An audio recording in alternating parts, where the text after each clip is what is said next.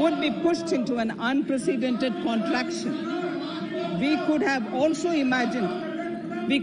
have also imagined then that our people, as those in other countries, would have to endure the loss of near and dear ones and suffer hardships brought about due to a health crisis.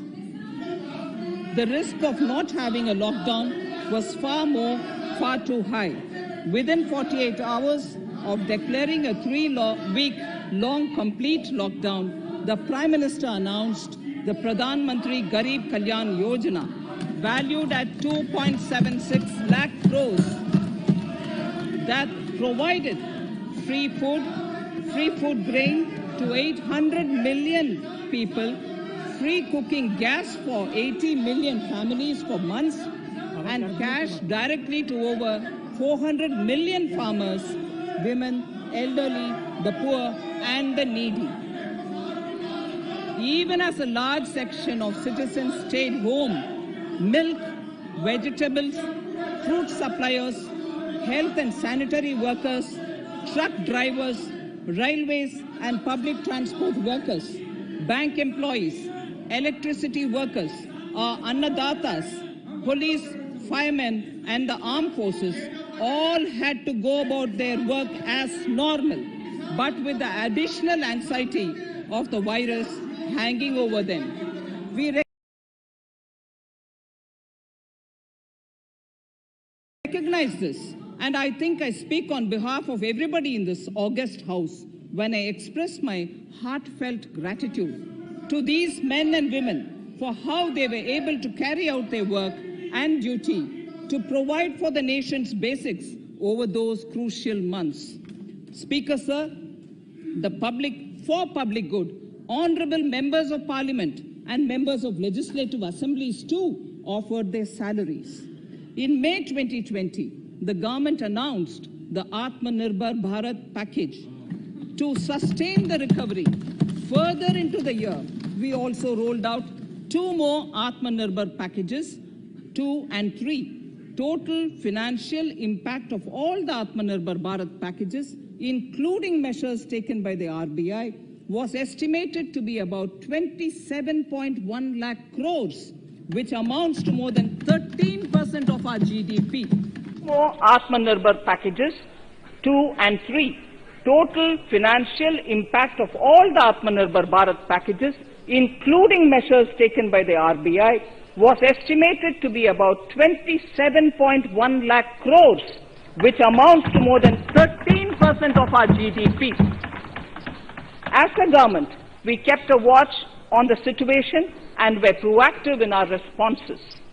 The government, led by the Prime Minister, stretched its resources to deliver for most vulnerable sections of our society, the poorest of the poor, the Dalits, the tribals, the elderly, the migrant workers and our children. The Pradhan Mantri Garib Kalyan Yojana, the 3 Atmanirbhar packages and announcements made later were like 5 mini budgets in themselves.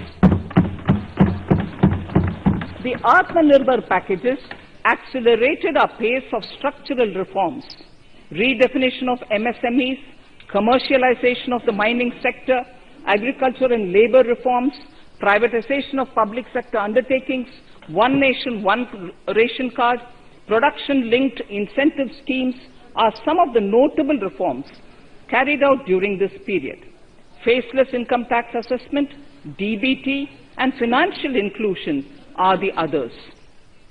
Today, India has 2 vaccines available and has begun medically safeguarding not only her own citizens against COVID-19, but also those of 100 or more countries. It is added comfort to know that 2 or more vaccines are also expected soon. Honorable Prime Minister launched the vaccination drive by crediting and thanking our scientists. We are ever grateful for the strength and rigor of their efforts. Having said that, we are all reminded time and again that our fight against COVID-19 continues into 2021. Now, just as it happened after the 2 world wars, there are signs that the political, economic, and strategic relations, in the post-COVID world are changing. This moment in history is the dawn of a new era, one in which India is well poised to truly be the land of promise and hope. I borrow the words of Rabindranath Tagore. Faith is the bird that feels the light and sings when the dawn is still dark. Faith is the bird that feels the light and sings when the dawn is still dark. In this spirit, I can't help but recall the joy that we as cricket-loving nation felt after the Team India's recent spectacular success in Australia. It has reminded us of all the qualities that we as a people, particularly our youth, epitomize of having abundant promise and the unsuppressed thirst to perform and to succeed. Today, data shows that India now has one of the lowest death rate of 112 per million population and one of the lowest active cases of about 130 per million. This has laid the foundation to the revival we are seeing now in the economy. This budget will be the first of this new decade. This budget will also be a digital budget, and that has happened with all your support. So far, only 3 times has a budget followed a contraction in the economy. All such contractions earlier were as a result of situations typical to India. This time, the contraction in our economy is due to a global pandemic, just like in several other countries. Having said that, I want to confidently state that our government is fully prepared to support and facilitate the economy's reset. This budget provides every opportunity for our economy to raise and capture the pace that it needs for a sustainable growth. 2021 is the year of many important milestones for our history. I mention a few of these. It is the 75th year of independence, 60 years of Goa's accession to India, 50 years of the 1971 India-Pakistan War. It will be the year of the 8th census of independent India. It will also be India's turn at the BRICS presidency, the year for our Chandrayaan-3 mission, and the Haridwar Mahakumbh.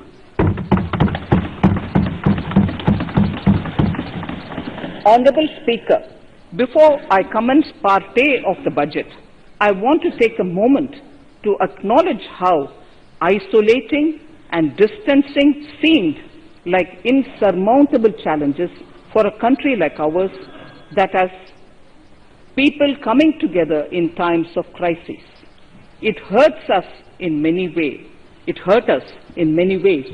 I bow my head in respect to every citizen for the endurance shown in facing what was an undeniably a tough year for all our physical and mental well-being.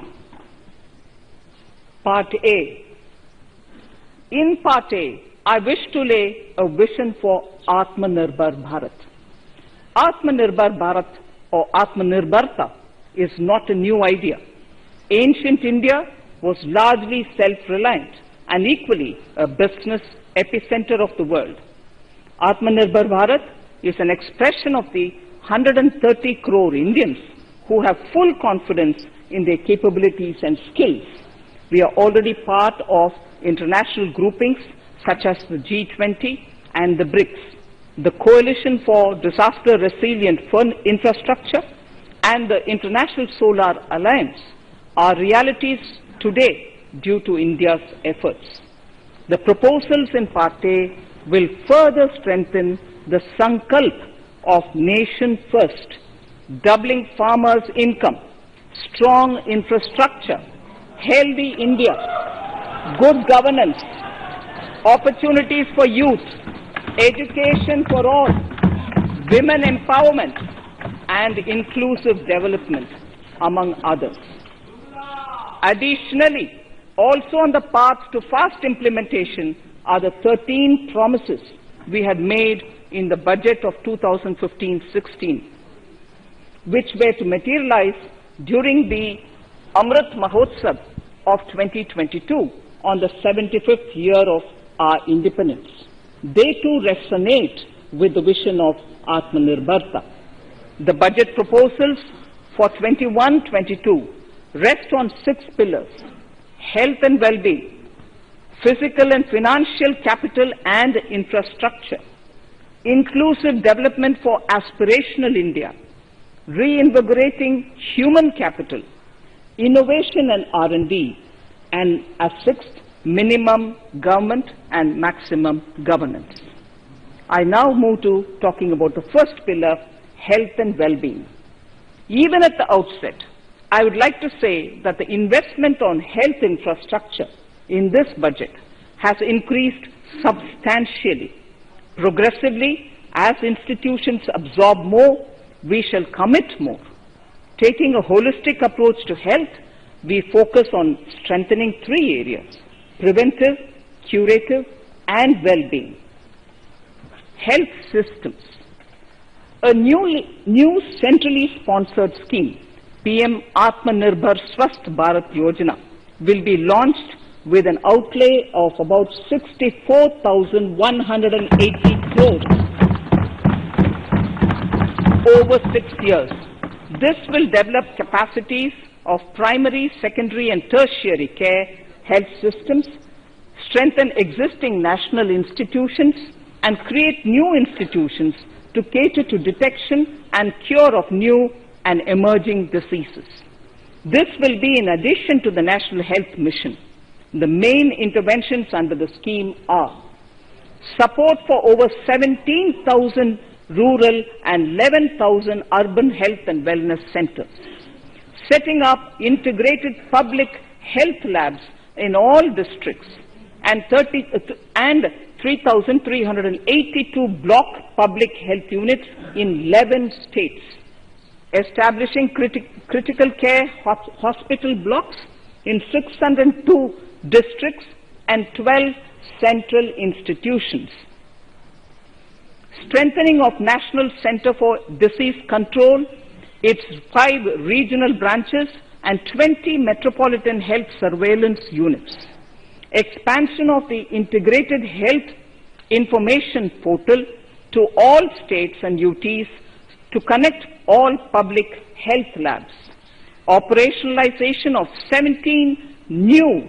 public health units, and strengthening of 33 existing public health units at points of entry, that is, at 32 airports, 11 seaports, and 7 land crossings, setting up of 15 health emergency operations centers and 2 mobile hospitals, and setting up of a National Institution for One Health, a regional research platform for WHO, World Health Organization, Southeast Asia Region Office, 9 biosafety level 3 laboratories, and 4 regional national institutes for virology.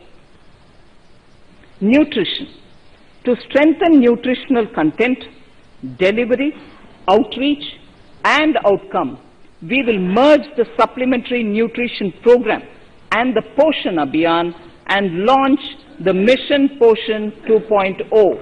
We shall adopt an intensified strategy to improve nutritional outcomes across 112 aspirational districts. Universal coverage of water supply. The World Health Organization has repeatedly stressed the importance of clean water, sanitation, and clean environment as a prerequisite to achieving universal health. The Jal Jeevan Mission Urban will be launched. It aims at universal water supply in all 4,378 urban local bodies with 2.86 crores household tap connections, as well as liquid waste management in 500 Amrit cities. It will be implemented over 5 years with an outlay of 2,87,000 crores.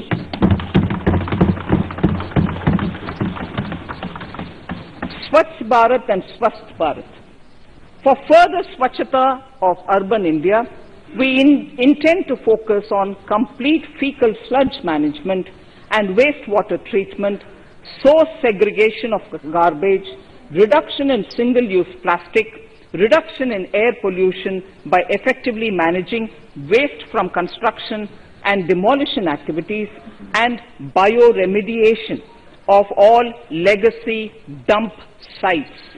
The Urban Swachh Bharat Mission 2.0 will be implemented with a total financial allocation of 1,41,678 crores over a period of 5 years from 2021.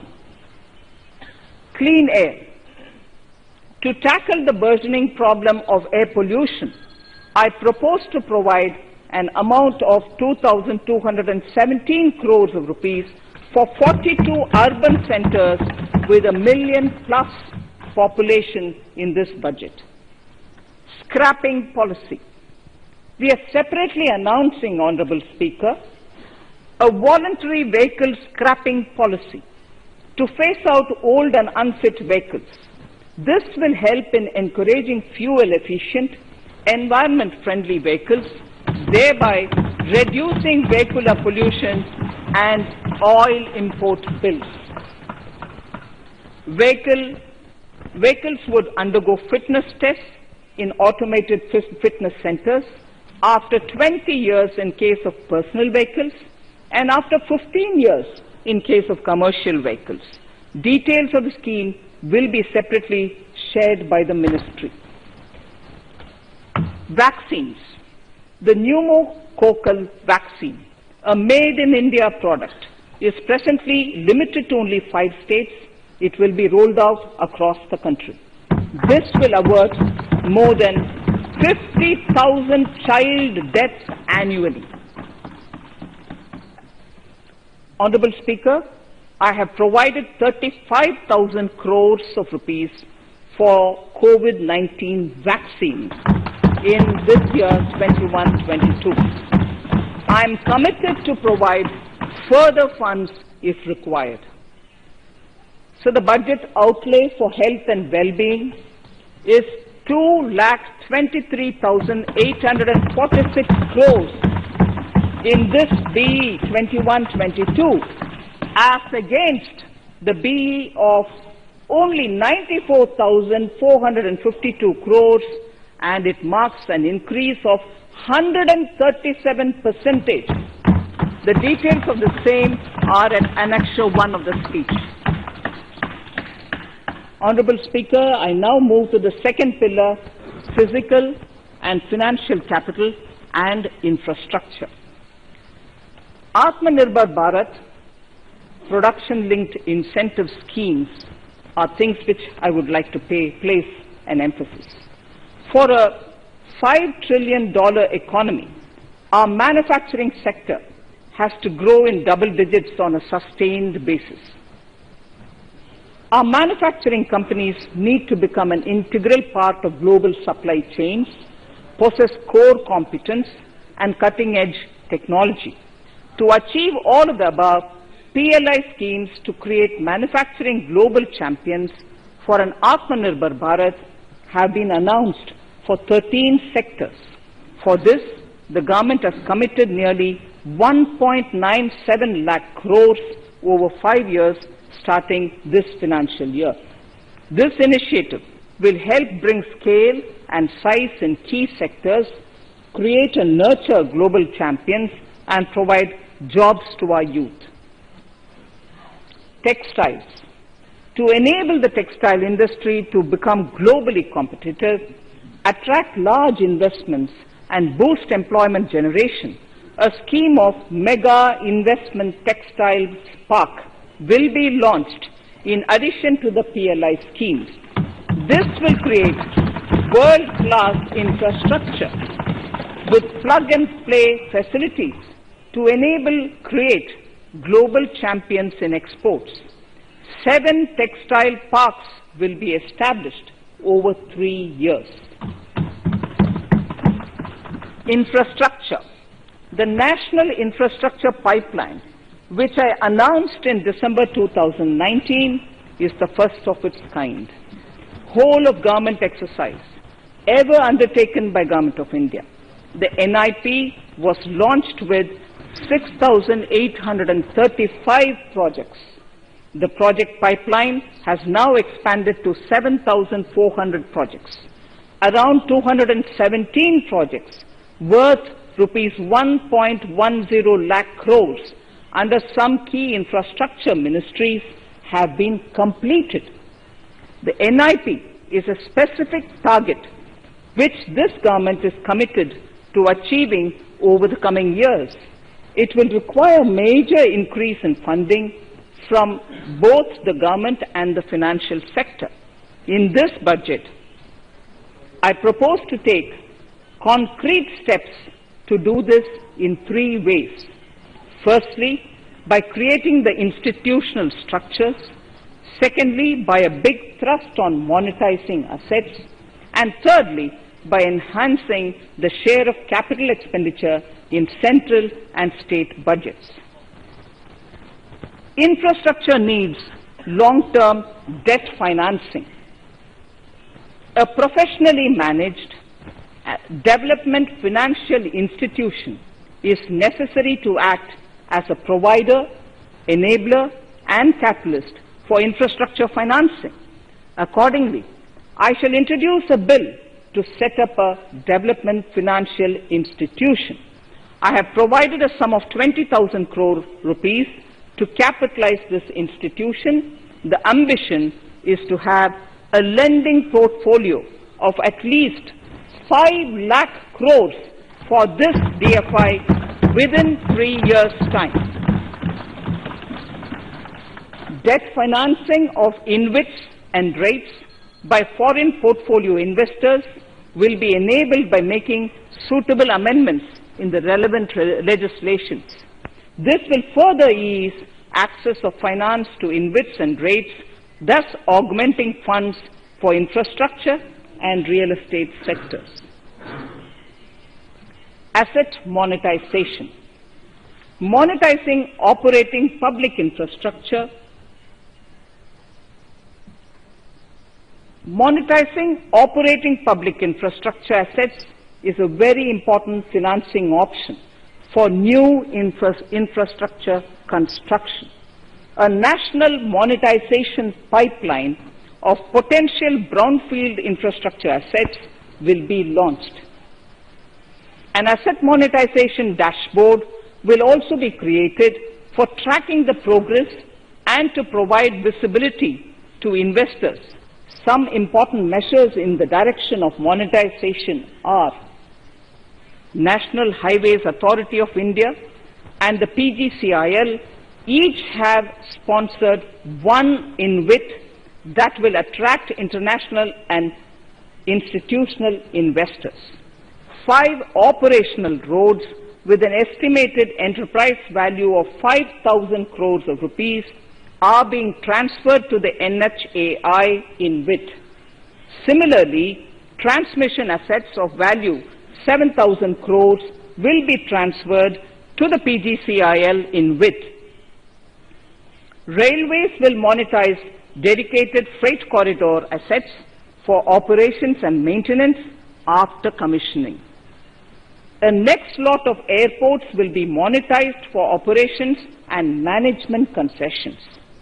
Other core infrastructure assets that will be rolled out under the asset monetization programs are NHAI operational toll roads, 2 transmission assets of PGCL, 3 oil and gas pipelines of GAIL, Gas Authority of India Limited, IOCL and HPCL, Airports Authority of India airports in Tier 2 and 3 cities, other railway infrastructure assets, warehousing assets of CPSE such as the Central Warehousing Corporation and NAFED among others, and sports stadiums.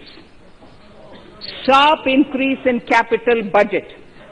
In the BE 2020-21, we had provided for 4.12 lakh crores for capital expenditure. It was our effort that in spite of resource crunch, we should spend more on capital, and we are likely to end this year at around 4.39 lakh crores, which I have provided in the RE of 2020-2021.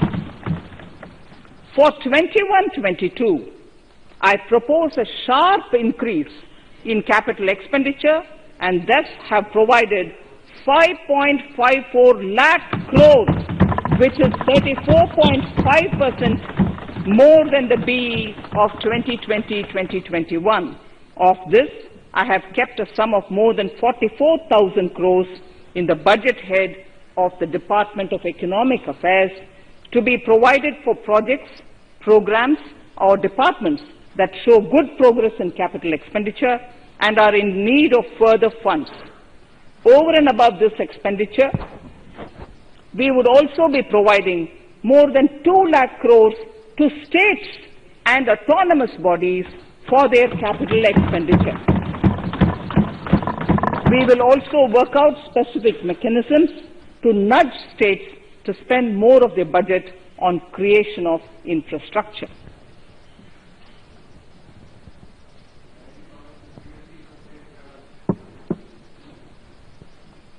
Roads and highways infrastructure. More than 13,000 kilometer length of roads at a cost of 3.3 lakh crores has already been awarded under the 5.35 lakh crores Bharatmala Pariyojana project, of which 3,800 kilometers have been constructed.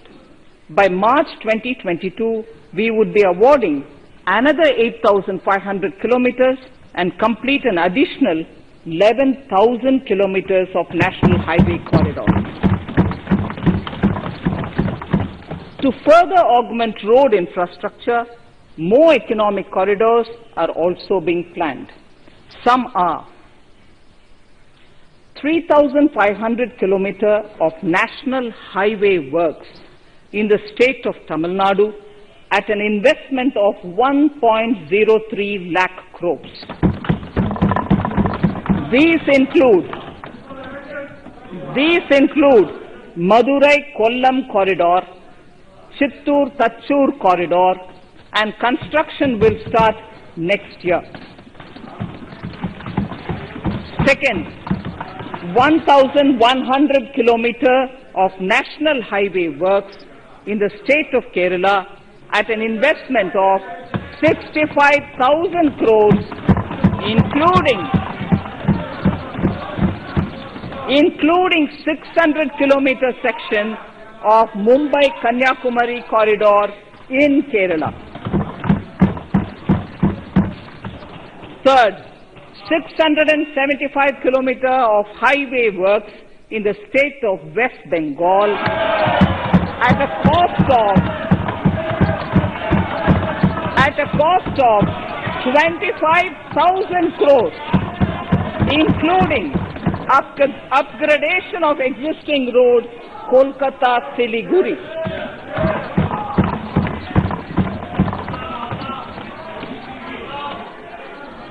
National highway works of around 19,000 crores are currently in progress in the state of Assam. Further works of more than 34,000 crores covering more than 1,300 kilometers of national highways will be undertaken in the state in the coming 3 years. Some of the flagship corridors and other important projects that would see considerable activity in 2021-22 are in Annexure 2 to my speech. I am also providing an enhanced outlay of 1,18,101 lakh crores, 1,18,101 crores for Ministry of Road Transport and Highways, of which 1,08,230 crores is for capital, the highest ever provided. Railway infrastructure. Honorable Speaker, sir, Indian Railways have prepared a National Rail Plan for India 2030. The plan is to create a future-ready railway system by 2030. Bringing down the logistic costs for an industry is at the core of our strategy to enable Make in India. It is expected that Western Dedicated Freight Corridor and Eastern Dedicated Freight Corridor will be commissioned by June 2022. The following additional initiatives are also proposed. The Sonnagar-Gomo sections, 263 kilometers of Eastern Dedicated Freight Corridor, will be taken up in PPP mode in this year itself. Gomo-Dankuni section of 274.3 kilometers will be also taken up shortly in short succession. We will undertake future dedicated freight corridor projects, namely East Coast Corridor from Kharagpur to Vijayawada, East-West Corridor from Bhusaval to Kharagpur to Dankuni, and North-South Corridor from Itarsi to Vijayawada. Detailed project reports will be undertaken in the first phase.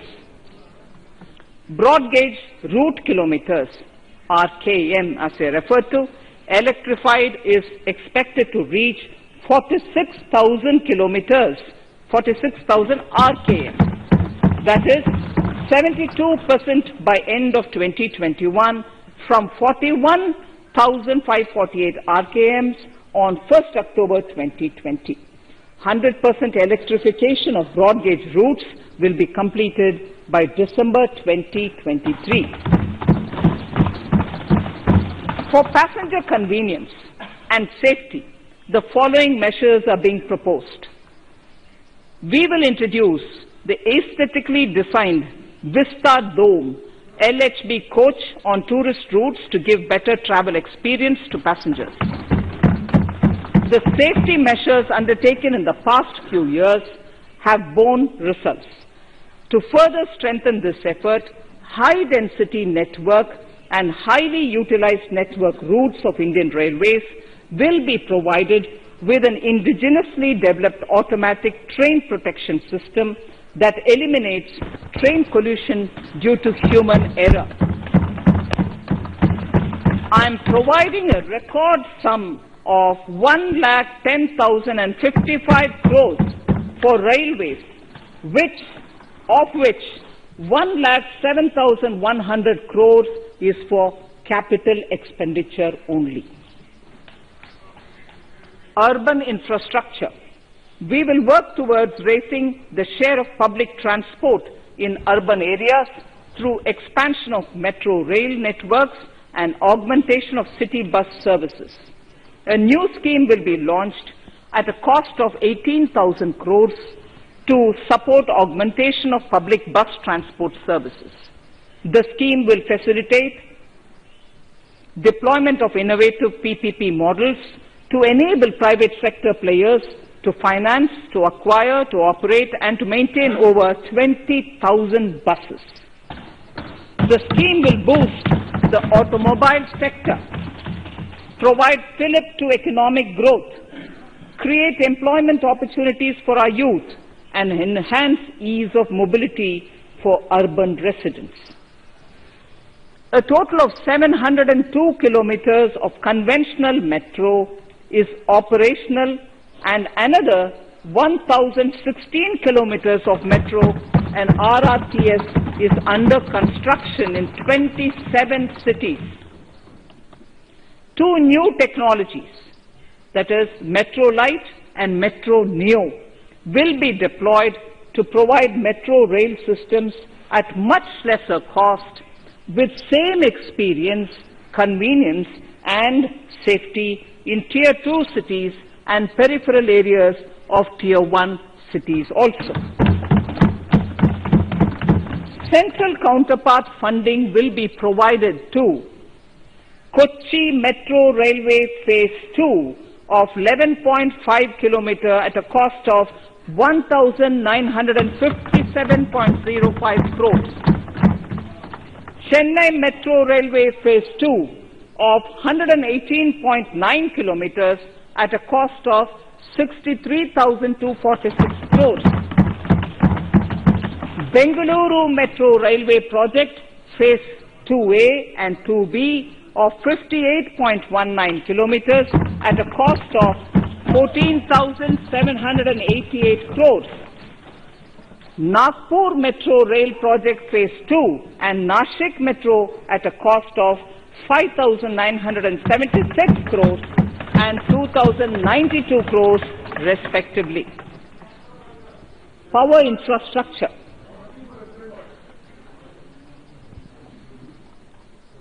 The past 6 years have seen a number of reforms and achievements in power sector. We have added 139 gigawatts of installed capacity, connected an additional 2.8 crore households, and added 1.41 lakh circuit kilometers of transmission lines. The distribution companies across the country are monopolies, either government or private. There is a need to provide choice to the consumers by promoting competition. A framework will be put in place to give consumers alternatives to choose from among more than one distribution companies. I read that sentence again. A framework will be put in place to give consumers alternatives to choose from among more than one distribution company. The viability of distribution companies is a serious concern. A revamped, reforms-based, results-linked power distribution sector scheme will be launched with an outlay of 3,05,984 crores over 5 years. The scheme will provide assistance to DISCOMs for infrastructure creation, including prepaid smart metering, feeder separation, upgradation of systems, etc., tied to financial improvements.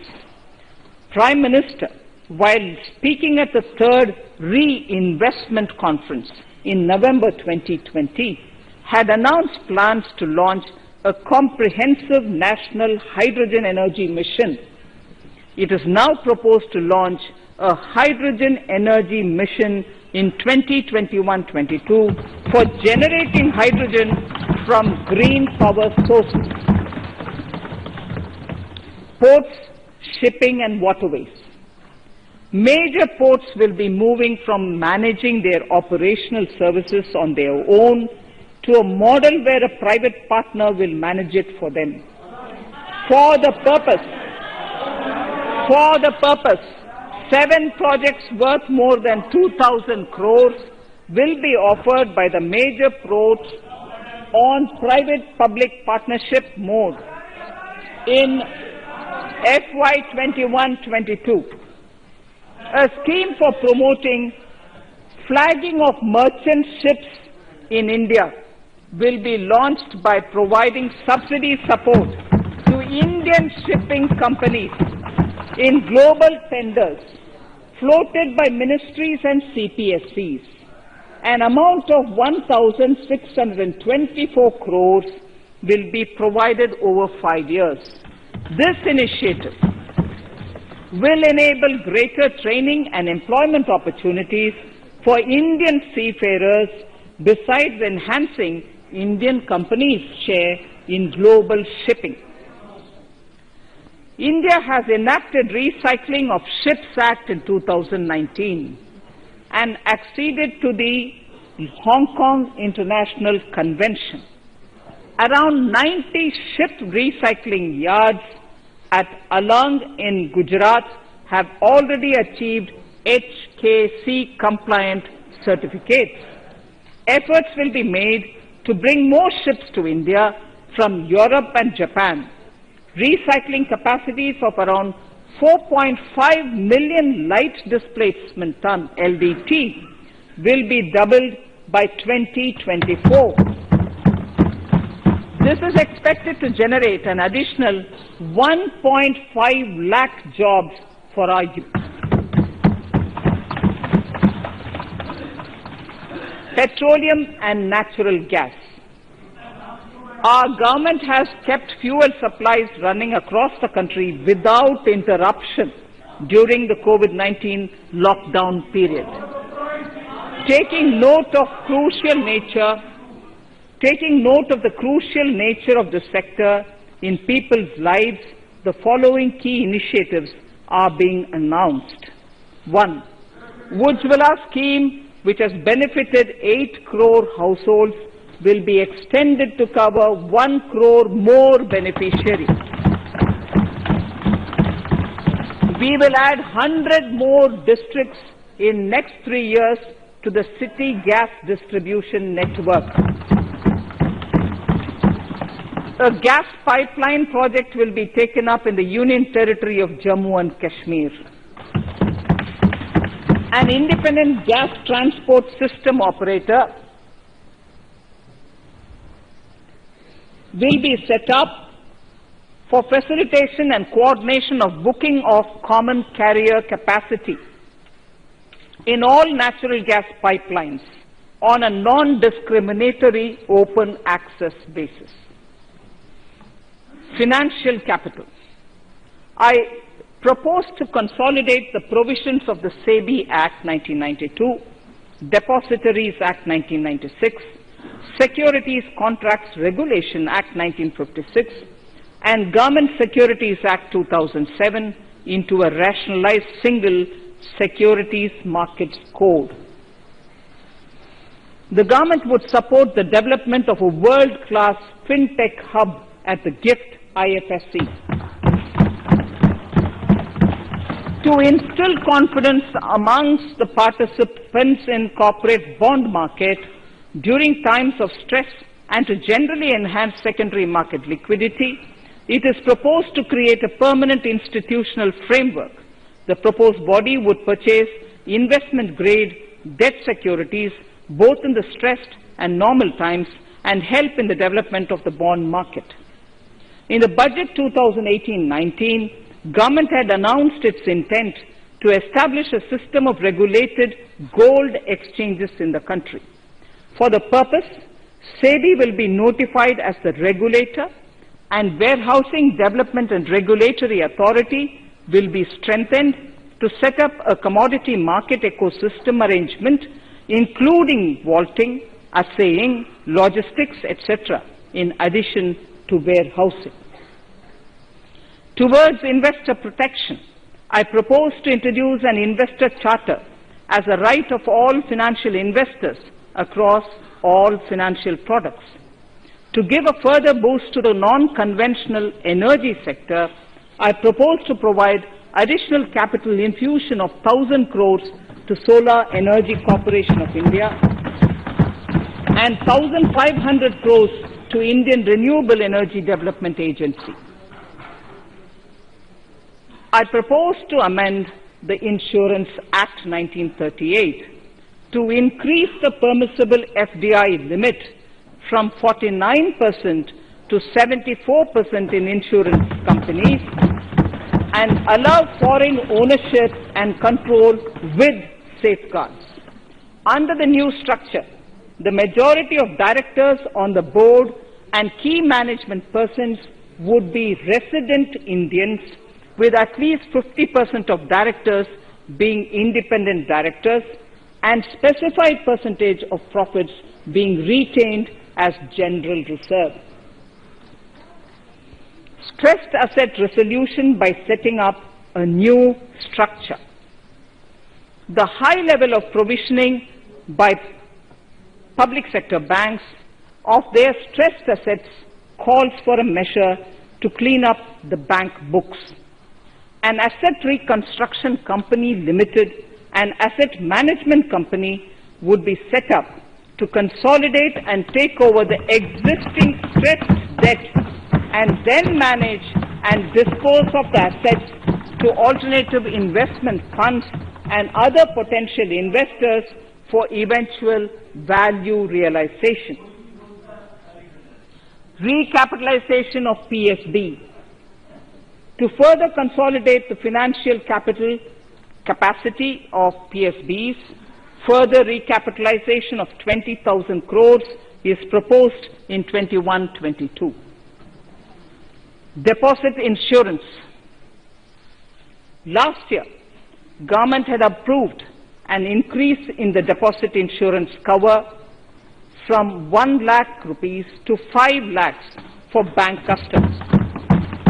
I shall be moving amendments to DICGC Act 1961 in this session itself to streamline the provision so that if a bank is temporarily unable to fulfill its obligations, the depositors of such bank can get easy and time-bound access to their deposits to the extent of the deposit insurance cover. This would help depositors of banks that are currently under stress.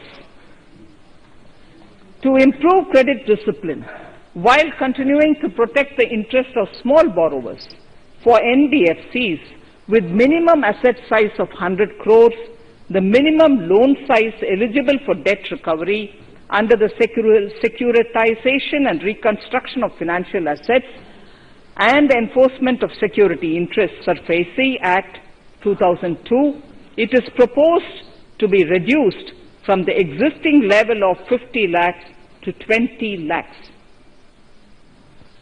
Company matters. The decriminalization of the procedural and technical compoundable offences under Companies Act 2013 is now complete. I now propose to take up decriminalization of the Limited Liability Partnerships Act 2008. Honourable Speaker, I propose to revise the definition under the Companies Act 2013 for small companies by increasing the threshold for paid-up capital from not exceeding 50 lakh to not exceeding 2 crores and turnover from not exceeding 2 crores to not exceeding 20 crores. This will benefit more than 2 lakh companies in easing their compliance requirements. As a further measure which directly benefits startups and innovators, I propose to incentivize the incorporation of one-person companies by allowing one-person companies to grow without any restriction on paid-up capital and turnover, allowing their conversion into any other type of company at any time, reducing the residency limit for an Indian citizen to set up an one-person company from 182 days to 120 days, and allow also non-resident Indians to incorporate OPCs in India. This will be a big boost for startups. To ensure faster resolution of cases, the NCLT framework will be strengthened, e-court system shall be implemented, and alternate methods of debt resolution and special framework for MSMEs shall be introduced.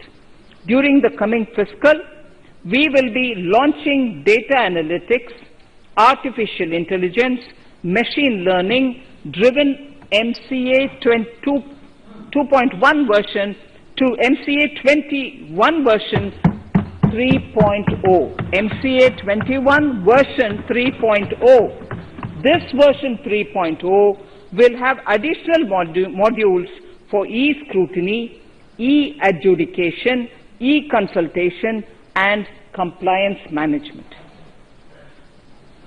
Disinvestment and strategic sale. In spite of COVID-19, we have kept working towards strategic disinvestment. A number of transactions, namely BPCL, Air India, Shipping Corporation of India, Container Corporation of India, IDBI Bank, Bharat Earth Movers Limited, Pavan Hans, Neelachal Ispat Nigam Limited, among others, would be completed in 21-22. Other than IDBI banks, we propose to take up the 2 public sector banks and 1 general insurance company in the year 21-22. This would require legislative amendments, and I propose to introduce the amendments in this session itself. In 21-22, we would also bring the IPO of LIC, for which I am bringing the requisite amendments in this session itself. In the Atmanirbhar package, I had announced that we will come out with a policy of strategic disinvestment of public sector enterprises. I am happy to inform the House that the government has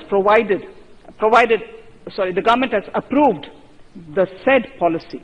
The policy provides a clear roadmap for disinvestment in all non-strategic and strategic sectors. We have kept 4 areas that are strategic, where bare minimum CPSEs will be maintained and rest privatized. In the remaining sectors of all CPSEs will be privatized. The main highlights of the policy are mentioned in Annexure 3. To fast forward the disinvestment policy, I am asking NITI to work out on the next list of centre public sector companies that would be taken up for strategic disinvestment. To similarly incentivize states to take to disinvestment of their public sector companies, we will work out an incentive package of central funds to states. Idle assets will not contribute to Atmanirbhar Bharat. The non-core assets largely consist of surplus land with government ministries and departments and public sector enterprises. Monetizing of land can either be by way of direct sale or concession or by similar means. This requires special abilities, and for this purpose, I propose to use a special purpose vehicle in the form of a company that would carry out this activity. In order to ensure timely completion of closure of sick or loss-making CPSEs, we will introduce a revised mechanism that will ensure timely closure of such units. I have estimated 1,75,000 crores as receipts from disinvestment in BE 21-22.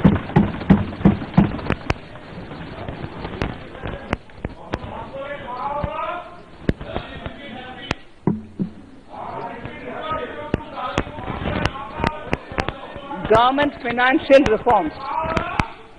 Under the Treasury single account, the TSA system, autonomous bodies directly draw funds from the government's account at the time of actual expenditure, saving interest costs.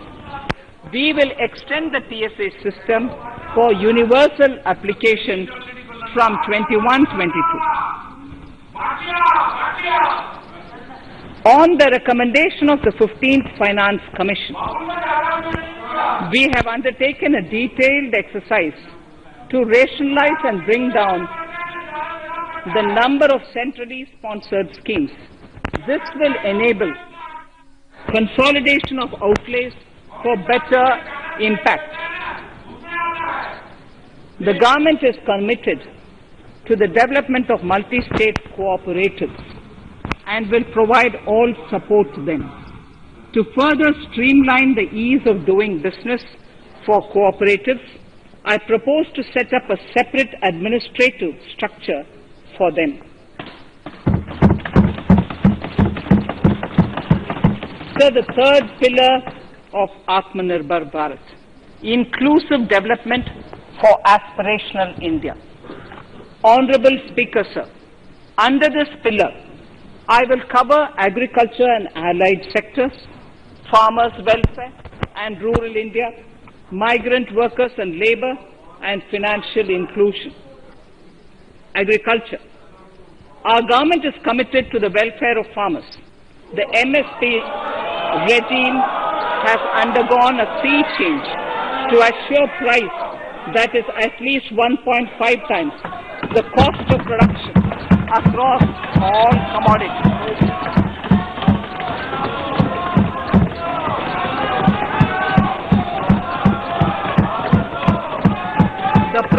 procurement has also continued to increase at a steady pace.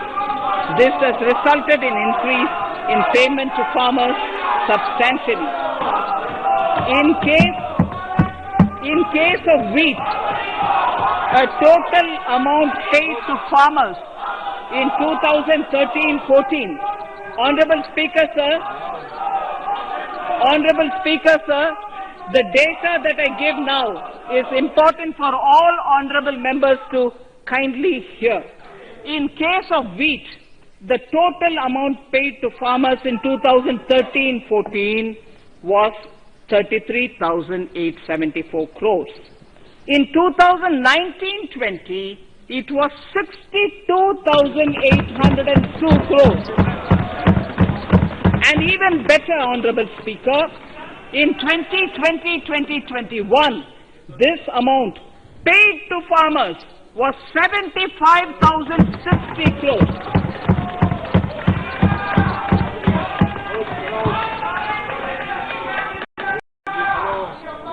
Honorable Speaker, again an important fact, the number of wheat growing farmers that were benefited increased in 2020-21 to 43.36 lakhs compared to 35.57 lakhs in 2019-20. That much of an increase within 1 year. For paddy, again an important data. For paddy, the amount paid in 2013-14 was 63,928 crores. In 2019-20, this increased to 1,41,930 crores. Even better, in 2020-2021, this is further, in 2020-21, this is further estimated, and I'm saying this is further estimated because the procurement is ongoing, and therefore I can't give you the final figure. This is further estimated to increase to 1,72,752 crores. The number of farmers benefited increased from 1.24 crores in 2019-20 to 1.54 crores in 2020-21. In the same way, Honorable Speaker, sir, in the case of pulses, the amount paid in 2013-14 was 236 crores. In 2019-20, this was increased to 8,285 crores. Now in 2021, it is at 10,530 crores. More than 40 times increase from 2013-14. The receipts to cotton farmers have seen a stupendous increase from 90 crores in 2013-14 to 25,974 crores I'm giving you data as of 27th January 2021. This is bound to increase.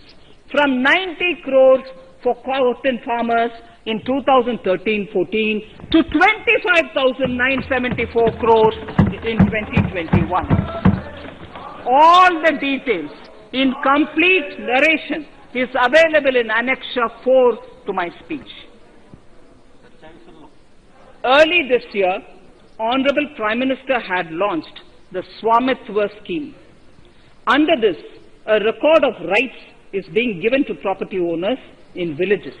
Up till now, about 1.80 lakh property owners in 1,241 villages have been provided cards. I propose during 21-22 to extend this to cover all states and union territories. To provide adequate credit to our farmers, I have enhanced the agricultural credit target to 16.5 lakh crores in this year. We will focus on ensuring increased credit flow to animal husbandry, pashupalan, dairy, and to Matsyakar, to the fisheries. We are enhancing the allocation to the Rural Infrastructure Development Fund from 30,000 crores to 40,000 crores. The Micro Irrigation Fund, with a corpus of 5,000 crores, has been created under NABARD. I propose to double it by augmenting it by another 5,000 crores. To boost value addition in agriculture and allied products and their exports, the scope of Operation Green Scheme, that is presently applicable to only tomatoes, onions, and potatoes, will be enlarged to include 22 perishable crops. Around 1.68 lakh crore farmers, around 1.68 crore farmers are registered, and 1.14 lakh crores of rupees trade value has been carried out through e-NAMs, the National Agricultural Market. Keeping in view the transparency and the competitiveness that e-NAM has brought into the agricultural market, 1,000 more mandis will be integrated with e-NAM. Honorable Speaker, sir, with all this, the Agricultural Infrastructure Fund would be made available to the APMCs for augmenting their infrastructure facilities.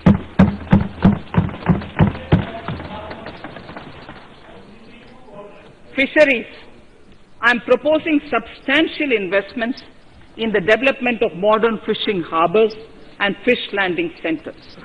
To start with, 5 major fishing harbors, Kochi, Chennai, Visakhapatnam, Paradip, and Petua Ghat, will be developed as hubs for economic activity.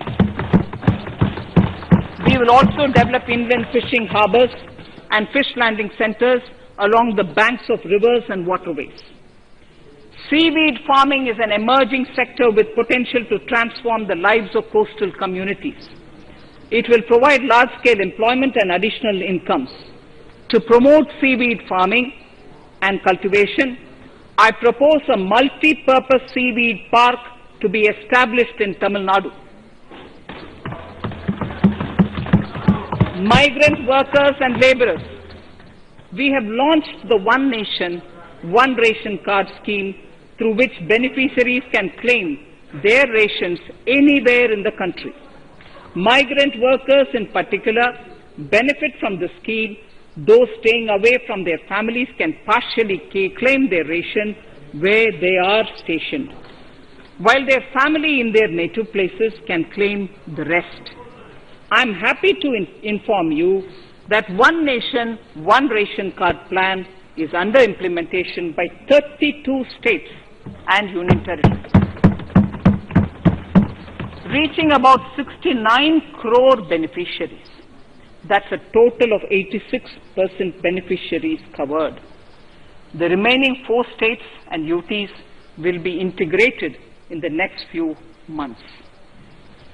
To further extend our efforts towards the unorganized labor force, migrant workers in particular, I propose to launch a portal that will collect relevant information on gig workers, building and construction workers, among others. This will help formulate health, housing, skill, insurance credit, and food schemes for all migrant workers. We will conclude a process that began 20 years ago with the implementation of the 4 labor codes. For the first time globally, social security benefits will be extended to gig and platform workers.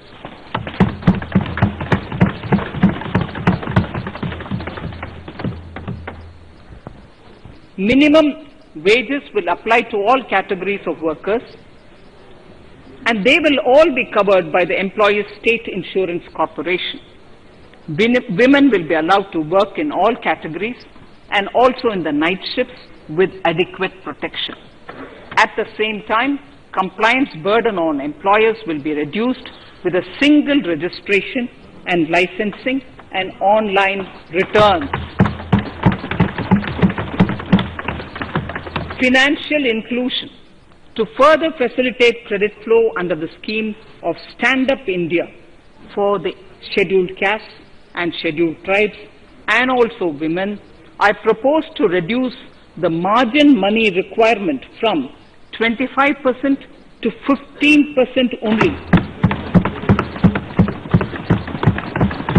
and to also include loans for activities in allied sectors in allied activities in agriculture.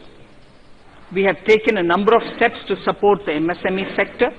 In this budget, I have provided 15,700 crores to this sector, more than double of the last year's B. Honorable Speaker, sir, I now go to the fourth pillar, reinvigorating human capital. The national education policy announced recently has had good reception. In school education, more than 15,000 schools will be qualitatively strengthened to include all components of the national education policy. They shall emerge as exemplar schools in their regions, hand-holding and mentoring other schools to achieve the ideals of policy. 100 new Sainik schools will be set up in partnership with NGOs, private schools and states. Higher education. In Budget 2019-20, I had mentioned about the setting up of a higher education commission in India. We would be introducing the legislation this year to implement the same. It will be an umbrella body having 4 separate vehicles for standard setting, accreditation, regulation and funding. Many of our cities have various institutions, universities and colleges supported by the Government of India. Hyderabad, for example, has about 40 major institutions. In 9 such cities, we will create a formal umbrella structure so that these institutions can have better synergy while also retaining their internal autonomy. A glue grant will be set aside for this purpose. For accessible higher education in Ladakh, I propose to set up a central university in Leh.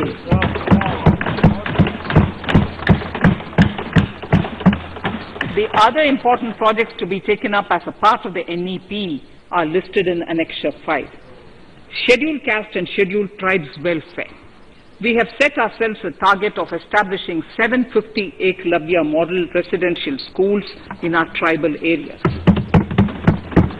I propose to increase the unit cost of each such school from 20 crores, which is what it is now, to 38 crores, and for hilly and difficult areas to 48 crores.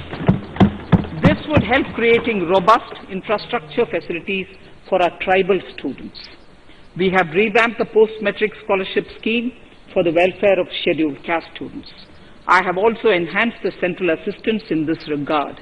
We are allotting 35,219 crores for 6 years till 25-26 to benefit 4 crores scheduled caste students. Skilling. In 2016, we had launched the National Apprenticeship Promotion Scheme. The government proposes to amend the Apprenticeship Act with a view to further enhancing apprenticeship opportunities for our youth. We will realign the existing scheme of National Apprenticeship Training Scheme for providing post-education apprenticeship training of graduates and diploma holders in engineering. Over 3,000 crores will be provided for this purpose. An initiative is underway, Honorable Speaker, in partnership with the United Arab Emirates to benchmark skill qualifications, assessment and certification, accompanied by the deployment of certified workforce. We also have a collaborative training intertraining program between India and Japan to facilitate transfer of Japanese industrial and vocational skills, techniques and knowledge. We will take forward this initiative with many more countries also.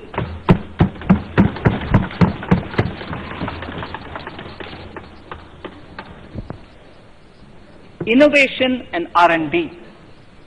In my budget speech of 2019, I had announced the National Research Foundation. We have now worked out the modalities, and the NRF outlay will be of 50,000 crores over 5 years. It will ensure that the overall research ecosystem in the country is strengthened with focus on identified national priority thrust areas. There has been a manifold increase in digital payments in the recent past. To give a further boost to digital transactions, I earmarked 1,500 crores for a proposed scheme that will provide financial incentive to promote digital mode of payment. We will undertake a new initiative, National Language Translation Mission. This will enable the wealth of governance and policy-related knowledge on the Internet being made available in major Indian languages.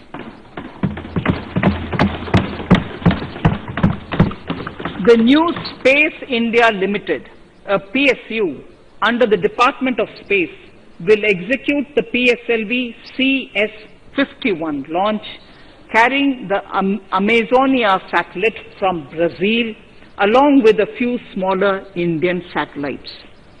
As part of the Gaganyaan mission activities, 4 Indian astronauts are being trained on generic spaceflight aspects in Russia.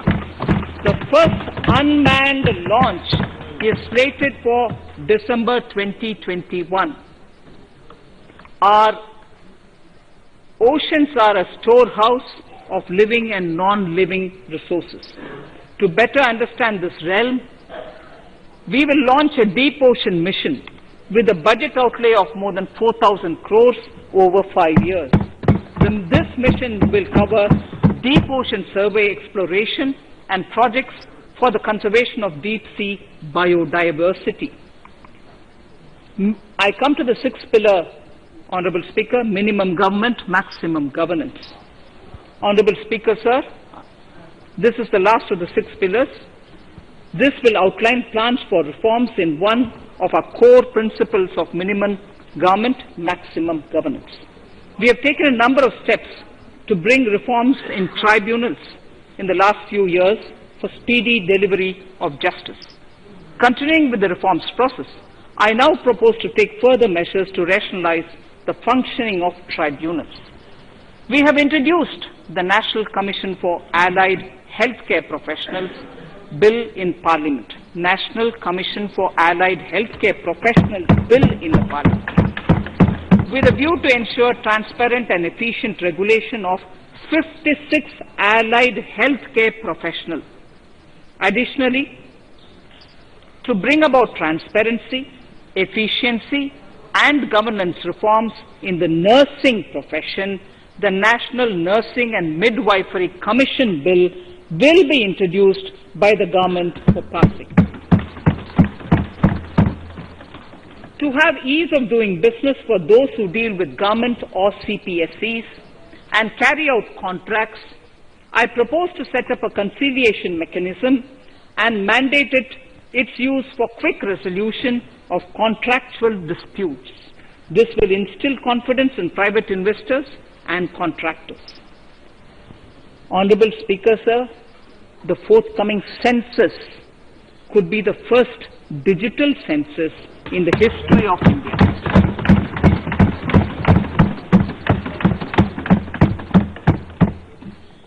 For this monumental milestone marking task, I have allocated 3,768 crores in this year, 21-22. Honorable Speaker, Goa is celebrating the Diamond Jubilee year of the state's liberation from Portuguese rule. From the Government of India's side, I propose to grant 300 crores to the Government of Goa for the celebration. I propose to provide 1,000 crores for the welfare of tea workers, especially women and children in Assam and West Bengal. A special scheme will be devised for the same.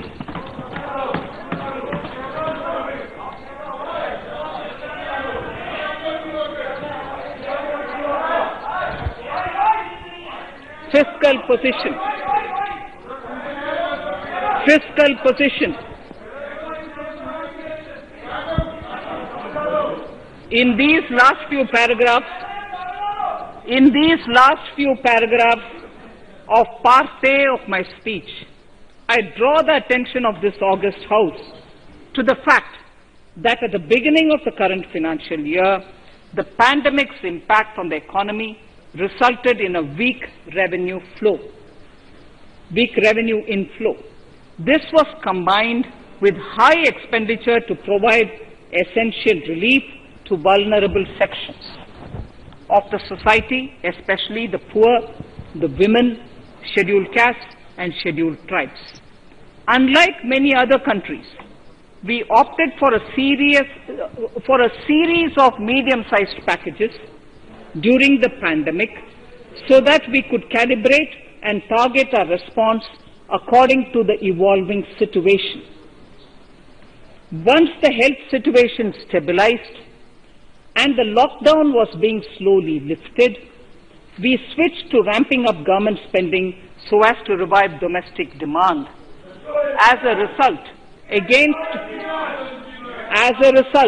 against an original BE expenditure of 30.42 lakh crores for 2020-21, our RE estimates are 34.50 lakhs. 30.42 now within the year going up to 34.5 lakh crores. We have maintained quality of expenditure. The capital expenditure estimated in the RE is 4.39 lakh crores as against 4.12 lakh crores in the BE stage. So the beginning of the year we had marked only 4.12 lakh, whereas it is 4.39 lakh crores as we end the year. Fiscal deficit in RE 2020-2021 is pegged at 9.5% of the GDP. Fiscal deficit in RE 2020-2021 is pegged at 9.5% of GDP. We have funded this through government borrowings, multilateral borrowings, small saving funds, and short-term borrowings. We would need another 80,000 crores, for which we would be approaching the market in these 2 months. We would be needing another 80,000 crores, for which we would be approaching the markets in these 2 months. To ensure that the economy is given the required push, our BE estimates for expenditure in 21-22 are 34.83 lakh crores.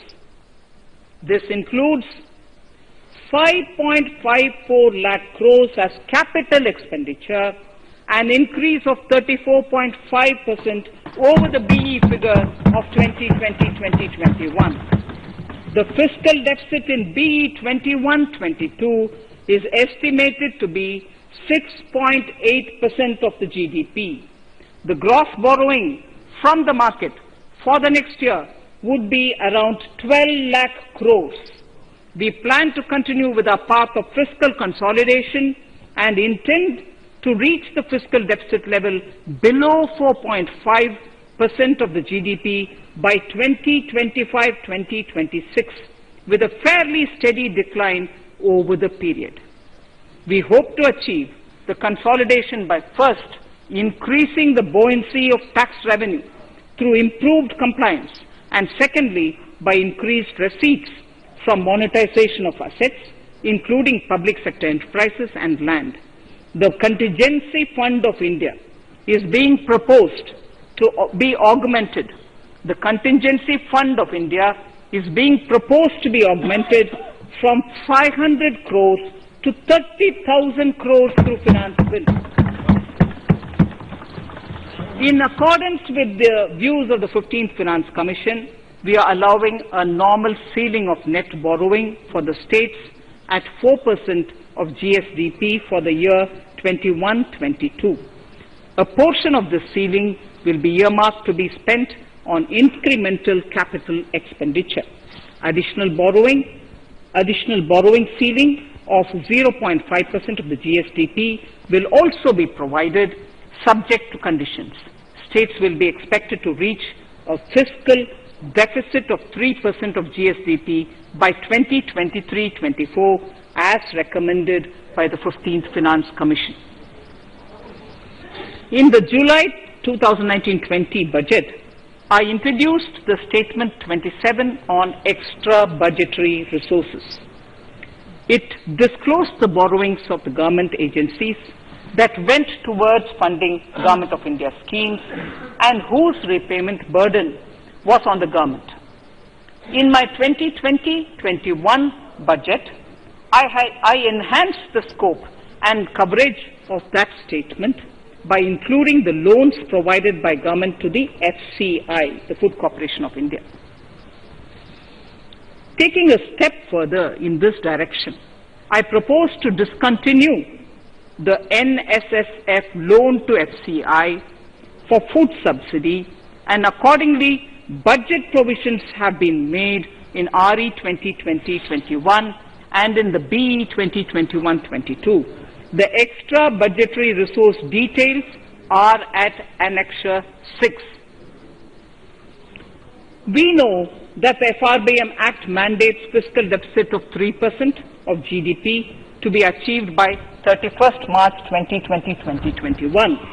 The effect of this year's unforeseen and unprecedented circumstances has necessitated the submission of a deviation statement under Sections 4 of Subclause 5 and Section 7, Subclause 3b of the Frbm Act, which I am laying on the table of the House as part of the Frbm documents.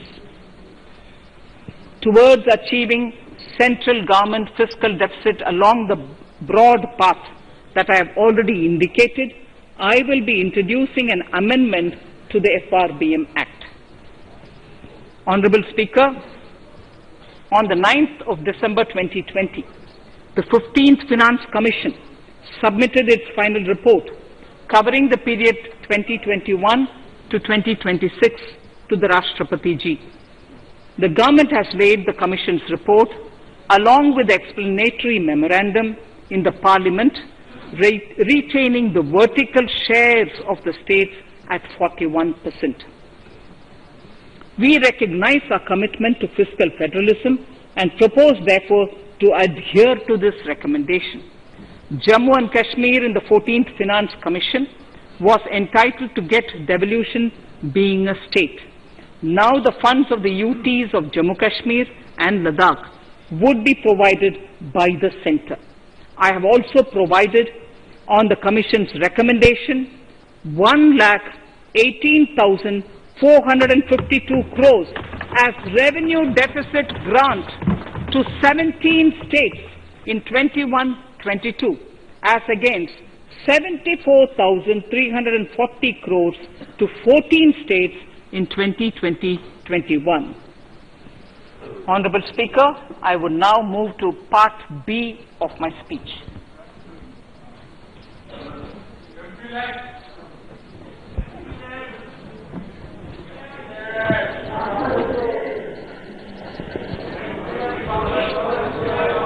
Honorable Speaker, the world is facing a serious challenge of the pandemic and its aftershock. In these trying times, when many economies are struggling to revive, our people and our industry have exhibited remarkable resilience. As I mentioned already, post-pandemic, a new world order seems to be emerging, one in which Asia is poised to occupy a prominent position, and India will have a leading role therein. In this scenario, our tax system has to be transparent, efficient, and should promote investments and employment in our country. At the same time, it should put minimum burden on our taxpayers. I borrow the words of Thiruvalluvar, the saint. Yetralum, eatalum, kattalum, katta vaguttalum, nalla valladarasu. A king or a ruler is the one who creates and acquires wealth, protects and distributes it for common good. Tirukkural. Direct tax proposals. Keeping this in mind, the words of Tirukkural, our government introduced a series of reforms in the direct tax system for the benefit of our taxpayers and the economy. Few months prior to the pandemic, in order to attract investments, we slashed our corporate tax rate to make it among the lowest in the world. The dividend distribution tax too was abolished. The burden of taxation on small taxpayers was eased by increasing rebates. In 2020, the return filers saw a dramatic increase to 6.48 crores from 3.31 crores in 2014. In the direct tax administration, we had recently introduced the faceless assessment and faceless appeal. I now seek to take further steps to simplify the tax administration, ease compliance, and reduce litigation. Relief to senior citizens. I begin my direct tax proposals by offering my pranam to our senior citizens. Many of them, despite having foregone several basic necessities of their own, have strived to build our nation. Now in the 75th year of independence of our country, when we continue our endeavor with renewed vigor, we shall reduce compliance burden on our senior citizens who are 75 years of age and above. For senior citizens who only have pension and interest income, I propose exemption from filing their income tax returns.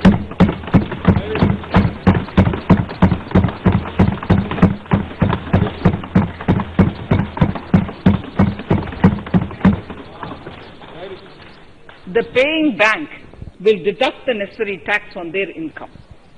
Reduction in time for income tax proceedings. This is a very key announcement if you ask me. Honorable Speaker, presently an assessment can be reopened up to 6 years and in serious tax fraud cases for up to 10 years. As a result, taxpayers have to remain under uncertainty for a very long time. I therefore propose to reduce this time limit for reopening of assessments to 3 years from the present 6 years.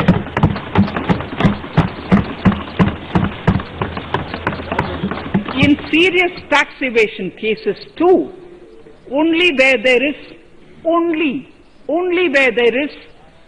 evidence of concealment of income of 50 lakh or more in a year. In serious tax evasion cases too, only where there is evidence of concealment of income of 50 lakh or more in a year can the assessment be reopened up to 10 years. Even this reopening can be done only after the approval of the Principal Chief Commissioner, the highest level of Income Tax Department. Setting up the Dispute Resolution Committee. Honorable Speaker, it has been the resolve of this government to reduce litigation which mars the present taxation system. The government came out with the Direct Taxation Vivad Se Vishwas scheme to give taxpayers an opportunity to settle long-pending disputes and be relieved to further strain on their time and resources. The response from taxpayers has been the best ever, as over 110,000 taxpayers have already opted to settle tax disputes of over 85,000 crores under the scheme. To further reduce litigation for small taxpayers, I propose to constitute a dispute resolution committee for them, which will be faceless to ensure efficiency, transparency and accountability. Anyone with a taxable income up to 50 lakh and disputed income up to 10 lakh shall be eligible to approach the committee. Faceless IT-AT. For ease of compliance and to reduce discretion, we are committed to make the taxation processes faceless. The government has already introduced faceless assessment and appeal this year. The next level of income tax appeal is the Income Tax Appellate Tribunal. I now propose to make this tribunal faceless. We shall establish a national faceless Income Tax Appellate Tribunal Center. All communication between the tribunal and the appellant shall be electronic. Where personal hearing is needed, it shall be done through video conferencing. Relaxations to NRI. When non-resident Indians return to India, they have issues with respect to their accrued incomes in their foreign retirement accounts. This is usually due to mismatch in taxation period. They also face difficulties in getting credit for Indian taxes in foreign jurisdictions. I propose to notify rules for removing their hardship of double taxation. Exemption from audit. Currently, if your turnover exceeds 1 crore, you have to get your accounts audited. In February 2020 budget, I had increased the limit for tax audit to 5 crores for those who carry out 95% of their transactions digitally. To further incentivize digital transactions and to reduce compliance burden, I propose to increase this limit for tax audit for such persons from 5 crores to 10 crores. Relief for dividend. In the previous budget, I had abolished the dividend distribution tax in order to incentivize investment. Dividend was made taxable in the hands of shareholders. Now, in order to provide ease of compliance, I propose to make dividend payment to rate and InvIT exempt from TDS. Further, as the amount of dividend income cannot be estimated correctly by the shareholders for paying advance tax, I propose to provide that advance tax liability on dividend income shall arise only after the declaration or payment of dividend. Also, for the foreign portfolio investors, I propose to enable deduction of tax on dividend income at lower treaty rate. Attracting foreign investment into infrastructure sector. In the last budget, for attracting foreign investment in the infrastructure sector, we had granted 100% tax exemption, subject to certain conditions, to foreign sovereign wealth funds and pension funds on their income from investment in Indian infrastructure. We have noticed that few of such funds are facing difficulties in meeting some of the conditions. In order to ensure that a large number of funds invest in India, I propose to relax some of these conditions relating to prohibition on private funding, restriction on commercial activities, and direct investment in infrastructure. In order to allow funding of infrastructure by issue of zero coupon bonds, I propose to make notified infrastructure debt funds eligible to raise funds by issuing tax-efficient zero coupon bonds. Affordable housing.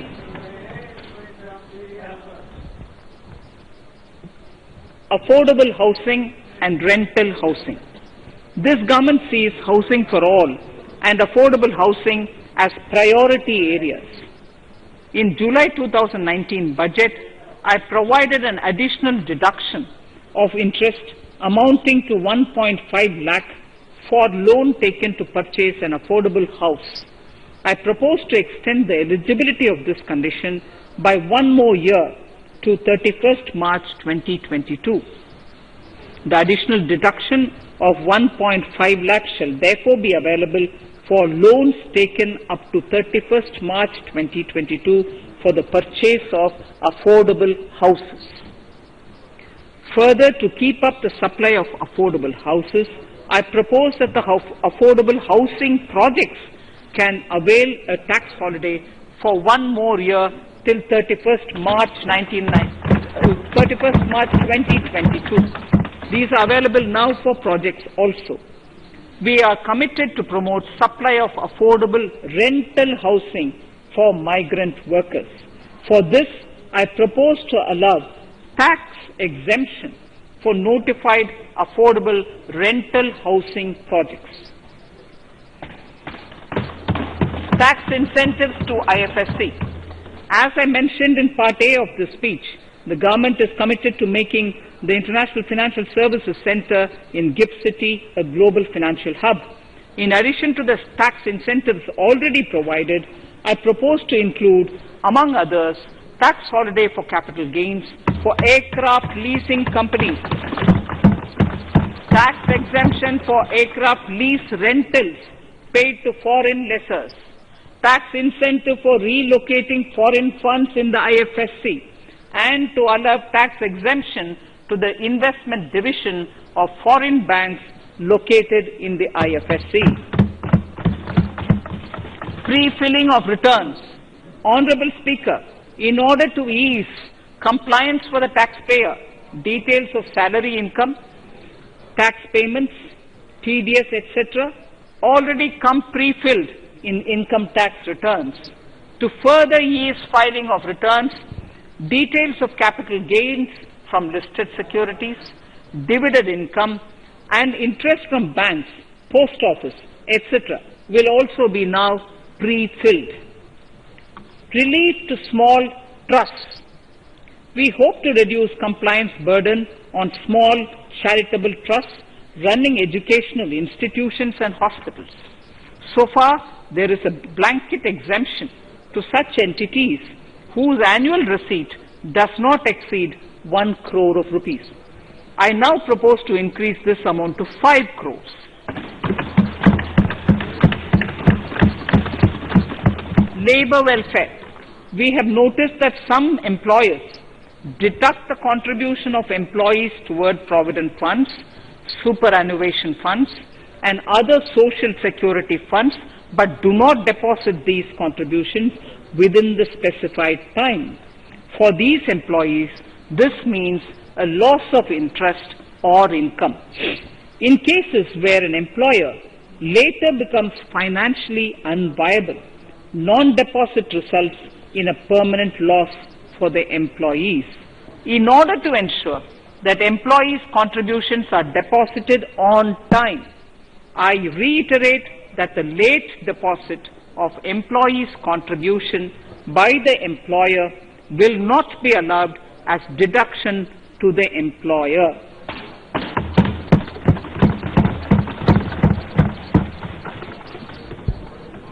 Incentives for startups.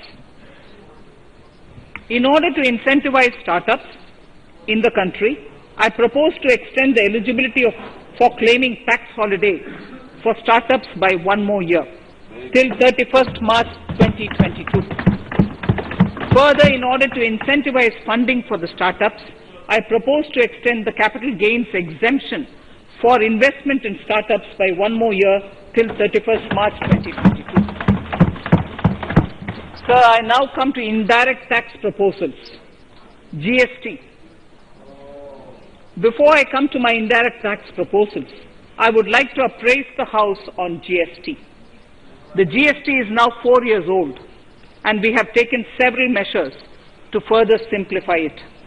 Some of the measures include nil return through SMS, quarterly return and monthly payment for small taxpayers, electronic invoice system, validated input tax statements, pre-filled editable GST return, and staggering of returns filing. The capacity of GST and system has also been enhanced. We have also deployed deep analytics and artificial intelligence to identify tax evaders and fake billers and launched special drives against them. The results speak for themselves. We have made record collections in the last few months. The GST Council has painstakingly thrashed out thorny issues. As chairperson to the Council, I want to assure this House that we shall take every possible measure to smoothen the GST further and to remove anomalies such as inverted duty structure. Custom duty rationalization. Our custom duty policy should have the twin objective of promoting domestic manufacturing and helping India get on to global value chain and export better. The thrust now has to be on easy access to raw materials and exports of value-added products. Towards this, last year, we started overhauling the customs duty structure, eliminating 80 outdated exemptions. I also thank everyone who responded overwhelmingly to a crowdsourcing call for suggestions on this revamp. I now propose to review more than 400 old exemptions this year. I repeat, I now propose to review more than 400 old exemptions this year. We will conduct this through extensive consultations, and from 1st October 2021, we will put in place a revised customs duty structure free of distortions. I also propose that any new customs duty exemptions, therefore, henceforth will have validity up to 31st March, following 2 years from the date of the issue. Electronic and mobile phone industry. Domestic electronic manufacturing has grown rapidly. We are now exporting items like mobiles and chargers. For greater domestic value addition, we are withdrawing a few exemptions on part of chargers and sub-parts of mobiles. Further, some parts of mobiles will move from nil rate to a moderate 2.5%. Iron and steel. MSMEs and other user industries have been severely hit by a recent sharp rise in iron and steel prices. Therefore, we are reducing customs duty uniformly to 7.5% on semis, flats, and long products of non-alloy, alloy, and stainless steels. To provide relief to metal recyclers, mostly MSMEs, I am exempting duty on steel scrap for a period up to 31st March 2022. Further, I am also revoking ADD and CVD on certain steel products. Also, to provide relief to copper recyclers, I am reducing duty on copper scrap from 5% to 2.5%. Textiles. The textile sector generates employment and contributes significantly to the economy. There is a need to rationalize duties on raw material inputs to man-made textiles. We are now bringing nylon chain on par with polyester and other man-made fibers. We are uniformly reducing the BCD rates on caprolactam, nylon chips, nylon fiber, and yarn to 5%. This will help the textile industry, MSMEs, and also overall exports. Chemicals. We have calibrated customs duty rates on chemicals to encourage domestic value addition and to remove inversions. Apart from other items, we are reducing customs duty on naphtha to 2.5% to correct inversion.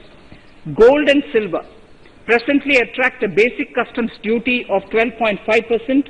Since the duty was raised from 10% in July 19, prices of precious metals have risen sharply. To bring it closer to previous levels, we are rationalizing customs duty on gold and silver. Renewable energy. In Part A, we have already acknowledged that solar energy has huge promise for India. To build up domestic capacity, we will notify a phased manufacturing plan for solar cells and solar panels. At present, to encourage domestic production, we are raising duty on solar inverters from 5% to 20% and on solar lanterns from 5% to 15%. Capital equipment and auto parts. There is immense potential in manufacturing heavy capital equipment domestically. We will comprehensively review the rate structure in due course. However, we are revising duty rates on certain items immediately. We propose to withdraw exemptions on tunnel boring machine.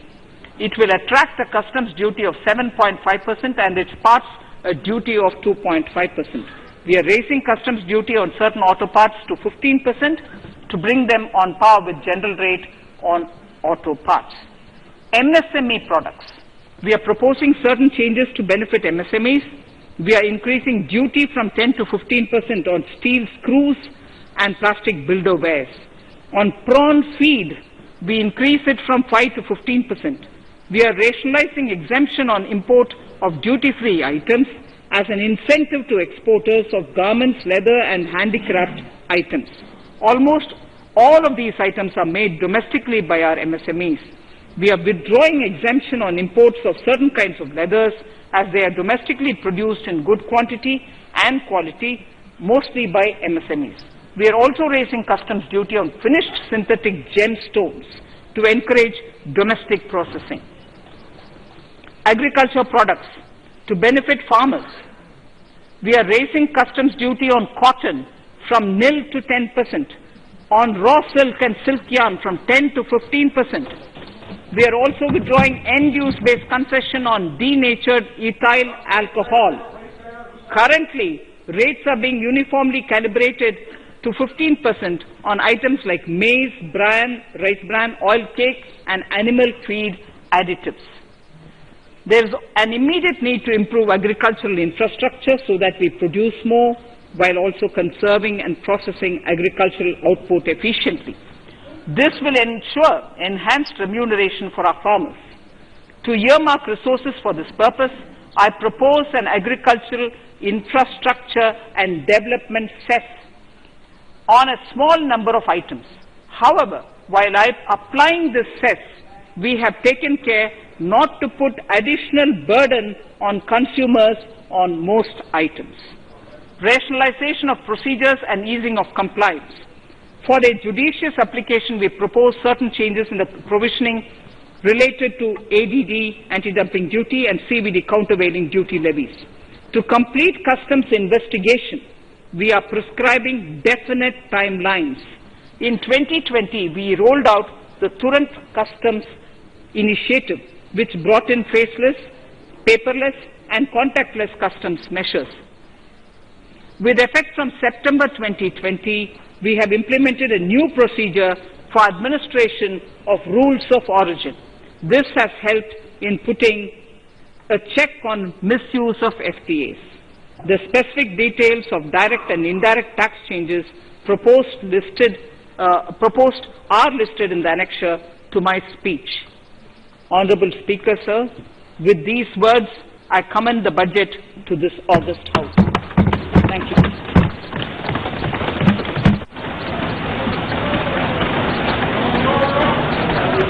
Item number 1. Mani Mantri ji, item number 1. Sorry, I don't have it with me. Sir, I wish to place on table the 15th Finance Commission report.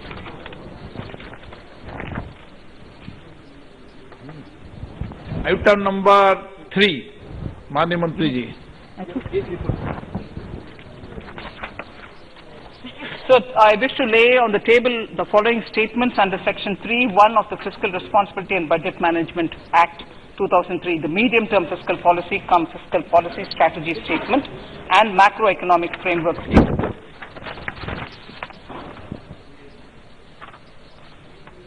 Item number 4. So, I wish to seek your permission to move for leave to introduce the Finance Bill 2021. प्रश्न ये कि विधेयक को पुनर्स्थापित करने की अनुमति प्रदान की जाए।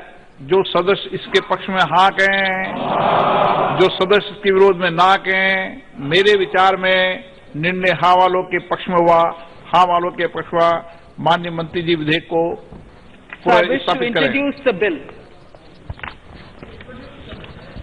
Shri Prahlad Joshi ji, with your permission, I rise to present the 18th report of Business Advisory Committee. माननीय सदस्यगण, माननीय वित्त मंत्री जी के बजट भाषण की प्रतियां प्रकाशक फलक पर उपलब्ध है। सदस्य अपनी प्रति प्रकाशन फलक से प्राप्त कर सकते हैं। माननीय सदस्यगण, जैसा कि आपको समाचार 2 के माध्यम से पहले सूचित किया जा चुका है कि बजट की प्रतियां आपको मेंबर्स पोर्टल के माध्यम से उपलब्ध कराई जा रही है। सभा की कार्रवाई मंगलवार दिनांक 2 फरवरी 2021 को दोपहर 4 बजे तक के लिए स्थगित की जाती है।